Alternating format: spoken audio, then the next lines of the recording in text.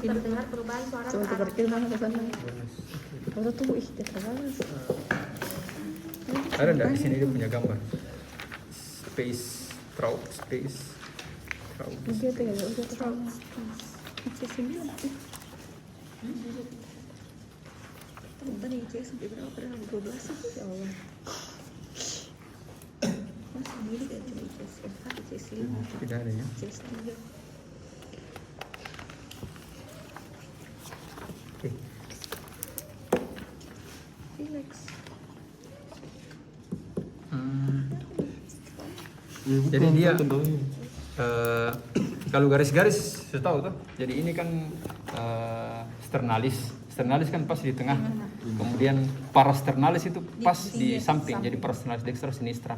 Kemudian mid clavicula itu pas di tengah-tengah clavicula. Kemudian masuk di sini axillaris. Axillaris ada dua ya. Nah, ini kan rongga aksila nih. Ini axillaris anterior. Kemudian axillaris media pas di sini sama axillaris posterior. Paham ya?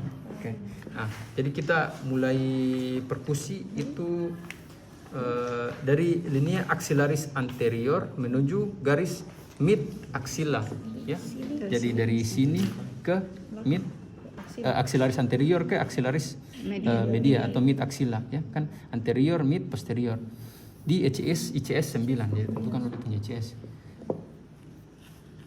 Ini clavicula di bawah kosta 1, ICS 1, ICS 2, ICS 3, ICS 4, ICS 5, ICS 6, ICS 7, ICS 8, ICS 9 ini. Sorry. Oh. So, hilang lagi di batas. Sorry. 1, 2, 3, 4, 5, 6, 7, 8, 9. 9 di sini C9. Kemudian dari linea axillaris anterior ke mid axilla. Ya, jadi dari axillaris anterior menuju ke mid axilla berarti dari depan ke belakang. Normalnya itu terdengar suara timpani ya, karena dia tidak ada lien, tidak membesar sampai di situ. Jadi dia timpani karena dia rongga abdomen biasa. Kalau misalnya dia terdengar peka berarti ada berarti lien membesar sampai di situ. Makanya berarti dia ada splenomegaly ya. Timpani. Ini. Kalau peka kan begini. Ya mirip lah. Intinya bukan peka. Kalau peka begini, ya, oke. Dia sudah khawatir. Paham ya? Jadi kan lien kan dia membesar bukan cuma ke arah bawah saja kan, dia juga membesar ke arah belakang. Kalau ke arah bawah orang bisa nilai dengan palpasi tadi ya. Iya, dengan perkusi yang pakai Hackett atau pakai Skudar. Kalau yang Traub space itu untuk konfirmasi saja lagi. Jadi kalau memang dia harusnya timpani tapi dia peka berarti ada splenomegaly, dia membesar juga ke arah bawah ya. Kan dia kan membesar pasti 3 dimensi itu. Jadi depan, belakang, kiri, kanan, atas, bawah ya. Oke. Kemudian aorta abdominalis itu pada pemeriksaan auskultasi juga tadi selain bunyi peristaltik, hepatic bruit, kita juga dengar ada bruit tidak pada aorta ya. Aorta abdominalis kalau misalnya ada bruit bisa ada stenosis, ada penyempitan ya. Jadi kan ini kan jantung kan dia keluar aorta ascendens, kemudian bentuk arcus aorta ada 3 cabangnya untuk extremity superior, kemudian aorta descendens, kemudian turun pas dia melewati diafragma, setelah diafragma baru disebut aorta abdominalis ya. Biasa itu ini dengar kalau pada pulsasi kalau ya.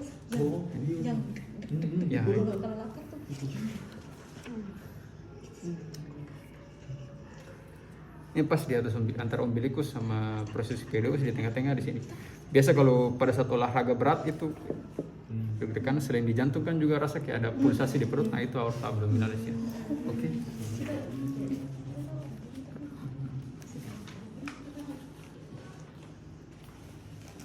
Lanjut ke pemeriksaan khusus asites. Nah selanjutnya kita terakhir asites sudah saya turun begini saja. Jadi asites itu kan sudah dapat dia punya kuliah. Secara definisi kan artinya ada penumpukan cairan yang berlebihan di kapung abdomen atau rongga perut. Nah, ada 3 pemeriksaan khusus untuk menentukan, untuk memastikan ini asli atau tidak. Nah, ada 3 pemeriksaan, ada paddle sign, ada shifting dullness, ada fluid wave ya. Oke, ke paddle sign coba baca. Baringkan pasien dengan front posisi siku dan lutut naik atau tiarap selama 5 menit. Oke, jadi kita posisinya pasien sesuai dengan gambar ya. Jadi dia agak, istilahnya kalau bahasa kasarnya dia nungging. Nah, jadi posisi seperti ini selama 5 menit. Kenapa harus selama 5 menit? Supaya kalau memang dia terisi cairan, dia punya cairan bisa turun. Cairan mengikuti gravitasi. Kemudian letakkan diafragma stetoskop di permukaan tengah. Dengarkan suara yang dibuat oleh jari-jari yang ditekan ke sisi lateral abdomen. Bila pinggir dari cairan mencapai suara. Oke. Jadi setelah bisa kan coba bayangkan saja dia dalam posisi seperti ini. Kalau memang dia sites, nanti dia punya cairan mengumpul di bawah, terus nanti letakkan stetoskop pas di dia punya puncak umbilikus ya. Terus ketuk jari dengan jari-jari, pakai jari-jari yang lain. Kalian ketuk di dia punya pinggir-pinggir. Kalau pada saat ketuk terdapat dia punya bunyinya lebih keras, berarti kemungkinan ada cairan, berarti dia sites ya. Kalau saya di antara 3 pemeriksaan ini yang paling gampang dan yang paling bisa mudah dipahami itu shifting dullness. Nah, kalau shifting dullness, jadi dia posisi seperti ini. Cairan kan dia mengikuti gravitasi ya. Jadi kalau misalnya anggap nih dia ada sites, anggap dia ada sites ya, anggap saja. Pasti kalau dia posisi supine begini dia punya cairan di mana? Di bawah ya. Kalau ada cairan yang harusnya bunyi timpani, kalau ada cairan berarti dia bunyinya jadi peka, ya. Kalau ada cairan berarti dia bunyi jadi peka. Jadi kalau dia posisi seperti ini dan dia ada asites berarti cairannya turun nih ke bawah semua. Jadi yang di depan masih timpani karena kan terdapat cairan. Jadi timpani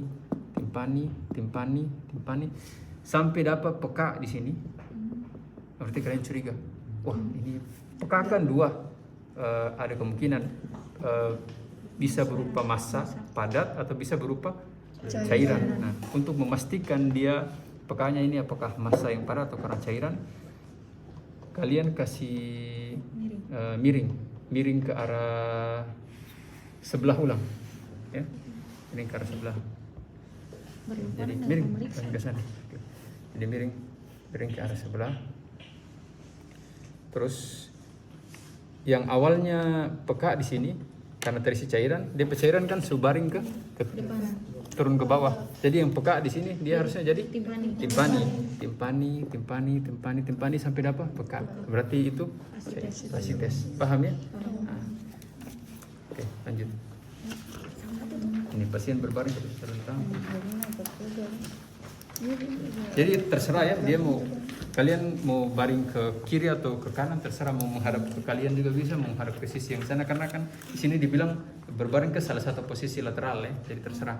Bisa juga kalau berbaring ke menghadap ke pemeriksa juga boleh. Jadi posisi supine begini jangan dulu biasa dulu. Posisi supine kalau memang dia asites, cairan kan pasti turun ke sana tuh, turun ke bawah tuh. Jadi kalian perkusi timpani peka.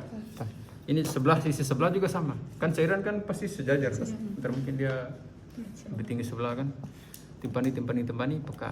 Nah, untuk konfirmasi minta pasien miring ke sini, miring kemari lagi ya. Oke, berarti dia punya cairan sudah turun nih ya. Tapi jangan langsung periksa, harus tunggu dulu beberapa saat ya. Nah, karena dia cairan kan taruh langsung langsung. Jadi tunggu beberapa saat dulu. Terus yang tadinya peka karena cairan sudah turun berarti jadi timpani. Perkusi ke bawah jadi peka. Kalau misalnya dia punya peka tetap berarti ya berarti dia massa yang bukan cairan, padat. Oke, paham ya? Terus selanjutnya terakhir itu fluid wave ya. Pasien fluid wave ini dilakukan kalau misalnya dia punya biasanya kalau dari inspeksi kemudian buncit sekali maksudnya buncit dalam tanda kutip sudah besar sekali. Fluid wave ini kalau dia punya cairan cuma sedikit itu biasanya sulit terdeteksi. Ini biasanya terdeteksi kalau memang dia cairan banyak. Ya. Jadi pasien berbaring terlentang, minta pasien untuk meletakkan sisi,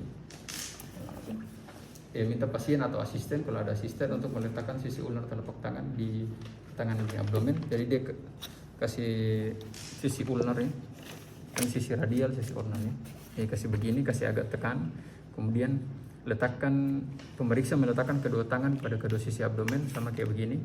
Kemudian tepuk salah satu sisi abdomen pasien dengan ujung jari Anda dan rasakan transmisi impuls cairan.